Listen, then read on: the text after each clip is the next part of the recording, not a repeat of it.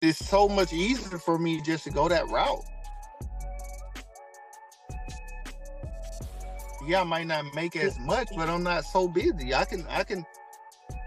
They can call my handyman go over there and fix it, whatever it is. That if I don't have a whole lot of calls.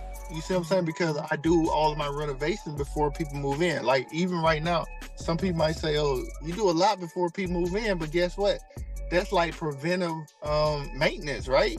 So I go in, I do all this stuff in the beginning, where it saves me money down the road. Like I'm going in changing all kind of stuff, right?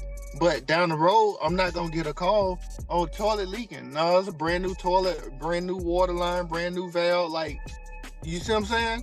Brand new faucet, brand new line, brand new water valves. Like everything gonna be new, so I'm not gonna be really worried about getting a whole lot of calls.